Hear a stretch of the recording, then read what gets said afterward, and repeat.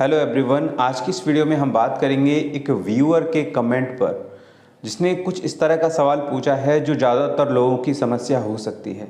एक जानकार, एक एडवोकेट तो सारी चीज़ें जानता है, लेकिन हमारा जो मकसद है वो आपको कन्वेंस करना है। आम पब्लिक को कन्वेंस करना है, ताकि आप लोग छोटी छोटी बात समझ पाएँ और सही डिसीजन ले सकें। इसी तरह से एक व्यूअर ने कमेंट किया है कि अगर कोई केस होता है और हम तारीखों पे नहीं जाते हैं तो उस कंडीशन में क्या होगा। इसका सीधा सीधा आंसर ये है कि पहले तो हमें ये देखना चाहिए सबसे पहले कि केस किस तरह का है।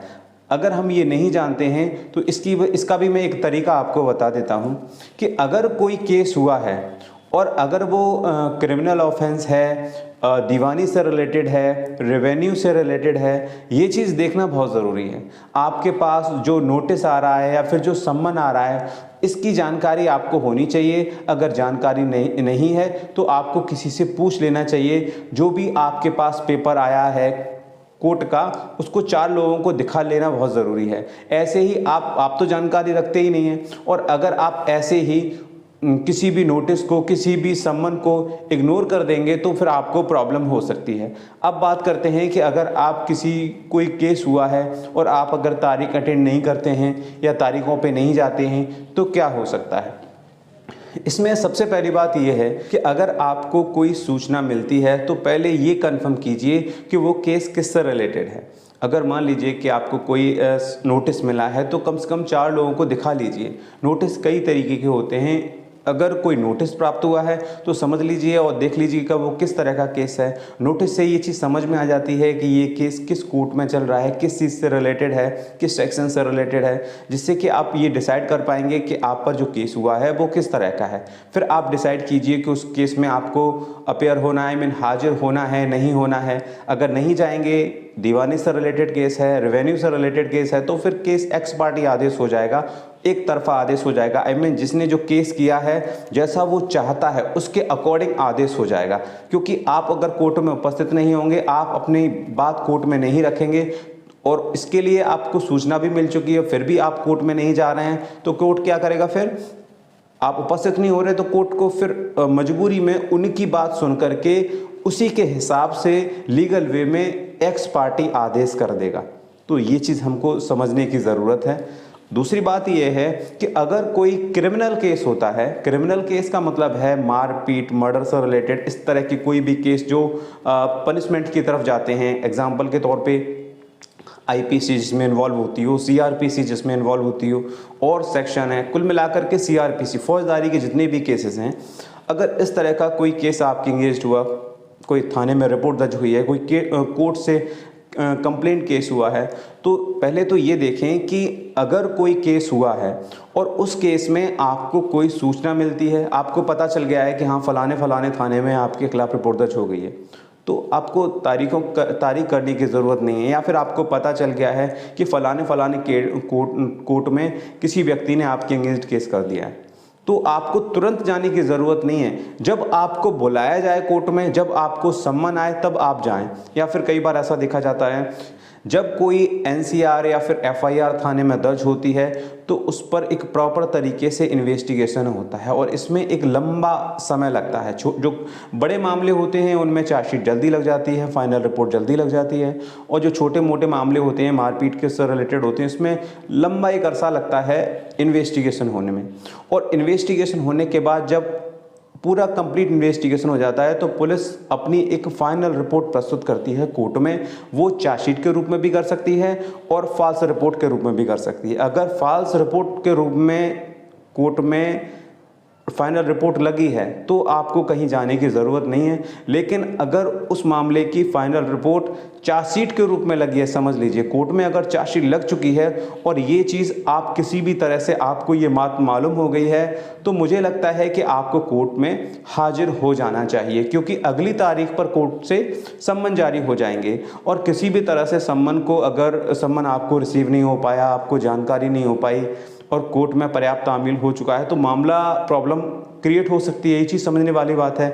अगर कोर्ट में चार्जशीट लग चुकी है और सम्मनिंग हो चुकी है, इस पर आप नज़र रखिए। अगर आपको पता है कि कोर्ट में चार्जशीट लग चुकी है तो आप मतलब कि सम्मनी होगी और सम्मन के बाद भी आप उपस्थित नहीं होते हैं तो फिर वारंट जारी हो जाएगा। कभी कभी ऐसा होता है कि डायरेक्ट वारंट जारी हो जाता है और फिर भी आप नहीं जाते हैं तो फिर अचानक कभी कभी ऐसा होता है कि 2-4 महीने बाद अचानक पुलिस जाती है और आपको घर से सोते हुए पकड़ लाती है। तो ये चीज़ आपको समझनी पड़ेगी।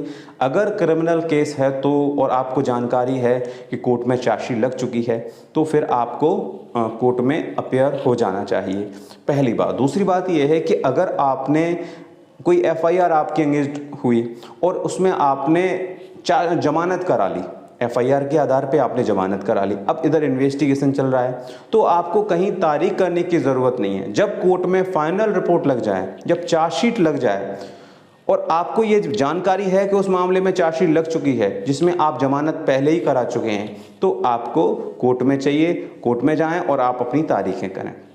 लेकिन आपको जानकारी नहीं है तो कोर्ट आपको सम्मन जारी करता है, ठीक है। तो अगर सम्मन प्राप्त हो जाता है तो आप कोर्ट में जाइए और तारीखें कीजिए, ठीक है, क्योंकि जमानत तो आप पहले ही करा चुके हैं। ये चीज़ आपको समझनी पड़ेगी।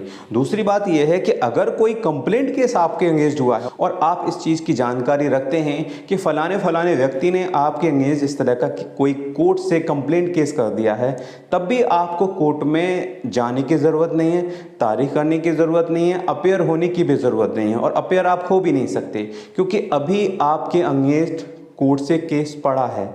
जब तक कि उस केस में तलबी आदेश ना हो जाए तब तक आपको कोर्ट में जाने की ज़रूरत नहीं है। कंप्लेंट केस के मामले में आपके खिलाफ केस हुआ, साल भर चल रहा है, उसमें एविडेंस ही नहीं हो पाया, गवाही सवाही नहीं हो पाई, 200 का बयान नहीं हो पा रहा है, 202 का बयान नहीं हो पा रहा है, तलबी आदेश नहीं हुआ और आप सोच रहे हैं कि लंबे समय से केस चल रहा है, अगर आप केस कोर्ट में अपेयर नहीं होंगे, हाजिर नहीं होंगे तो आपके खिलाफ वारंट जारी हो जाएगा। तो ऐसा बिल्कुल भी नहीं है। बहुत सारे लोग क्या करते हैं कि जैसे ही वो कोर्ट कचहरी के मामले में अपना नाम देखते हैं कि हमारा नाम आ रहा है तो फ़ौरन हाजिर होने की बात करते हैं, वकीलों से पहुंचने की बात करते हैं, वकीलों से मिलते हैं और देखा जाता है कि वो अपेयर ही नहीं हुए और लोगों के पैसे बर्बाद होते रहते हैं, खर्च होते रहते हैं। तो सबसे ज़्यादा इम्पॉर्टेंट है कि अगर कोई केस हुआ है तो उसमें ये चेक कर लें कि जो केस हुआ है वो किस तरह का है, और कंप्लेंट केस है तो उसमें जो है तलबी आदेश हो गया है कि नहीं हो गया है। और तलबी आदेश अगर आपके अगेंस्ट हो गया है, आपको उसमें तलब कर लिया है, आप उसमें अगर मुल्जिम हैं, ऐसा भी होता है कई बार के 4-5 लोगों के खिलाफ केस किया जाता है और फिर कोर्ट बाद में एक व्यक्ति को तलब कर लेता है, तो बाकी के जो 4-5 लोग हैं वो तो छूट गए, उनको तो जाने की ज़रूरत है ही नहीं कहीं पर। जिसको तलब किया है उसी को कोर्ट में अपेयर होने की ज़रूरत है, वो भी तब जब उनको सम्मन प्राप्त हो या वारंट प्राप्त हो या फिर जब उनको ये पता चल जाए कि उनको कोर्ट ने तलब कर लिया है, कोर्ट का तलबी आदेश हो चुका है, तो वो कोर्ट में अपेयर हो सकते हैं। सबसे पहले उनको जमानत करानी होती है, उसके बाद वो कोर्ट में अपना पक्ष कोर्ट में रख सकते हैं। तो ये एक तरीका है, ऐसे ही नहीं कि कोई केस की जानकारी आपको हो गई कि मेरे खिलाफ केस हुआ है और आप फ़ौरन कोर्ट में जाकर के अपेयर होने की कोशिश करने लगें या फिर वकीलों से मिलना शुरू कर दें। वैसे जानकारी के लिए सारे पैतरे अपनाने चाहिए, लेकिन कोर्ट कचहरी में जाने की ज़रूरत नहीं है। मैं ये नहीं कह रहा हूँ कि आपके खिलाफ केस हुआ है और आप हाथ पे हाथ धर के बैठे रहिए, नहीं, आप जो करना चाहते हैं आप वो कीजिए, लेकिन कोर्ट में अपेयर होने की ज़रूरत नहीं है जब तक कि कोई तलबी आदेश ना हो जाए या जब तक कि फाइल में समनिंग या वारंट जारी ना हो कोर्ट से।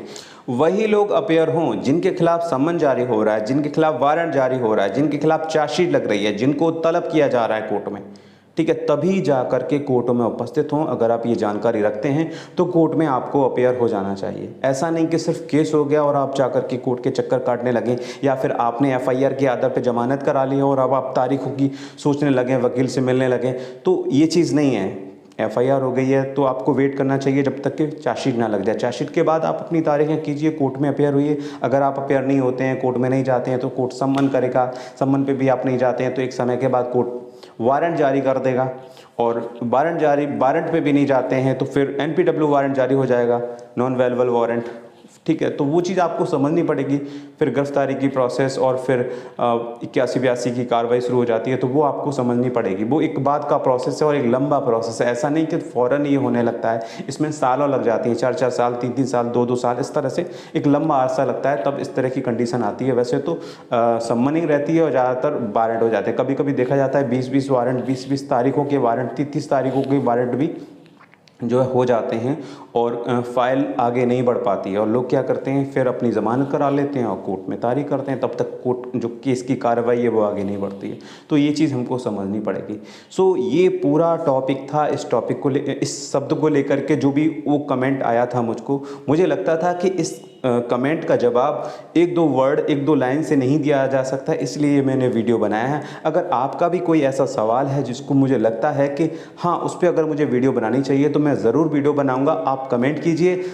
अगर ध्यान रखिएगा, अगर मैं वीडियो नहीं बना रहा हूं तो इसका साफ साफ मतलब है कि उस सवाल से रिलेटेड पहले से वीडियो मेरे यूट्यूब चैनल पे अवेलेबल है, वो आपको देखनी चाहिए।